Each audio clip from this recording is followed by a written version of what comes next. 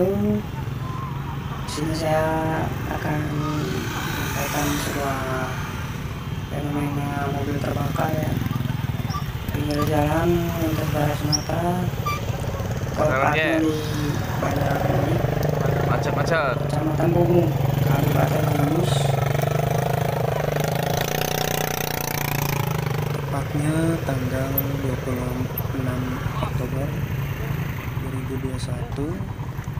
Mobil ini terbakar, entah apa penyebabnya, tapi yang jelas mobil ini terbakar ya pasti ada penyebabnya. Nah, ini mobil ini hangus semua, sempat meledak juga, bisa dilihat teman-teman ya, abang-abang. Dan saya akan menjelaskan kenapa mobil bisa terbakar di saat dikendarai ya.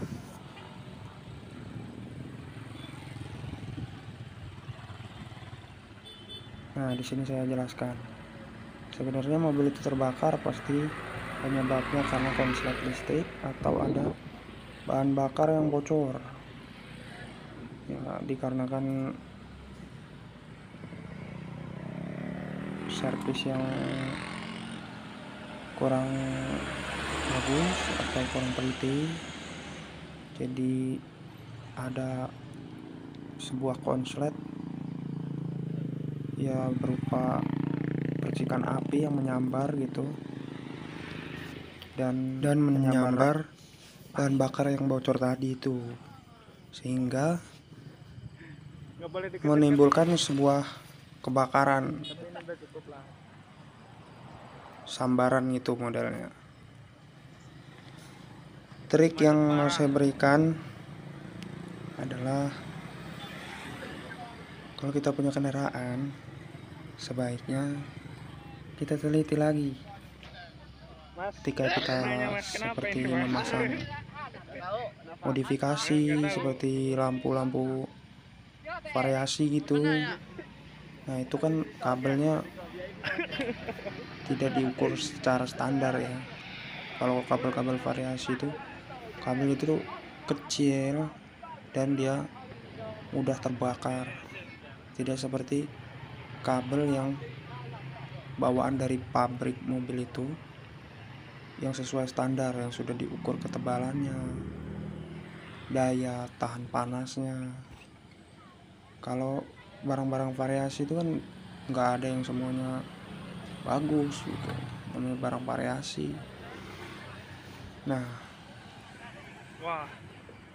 kalau kita masang di bengkel, misal kita masang lampu variasi, nah kita harus perhatikan lagi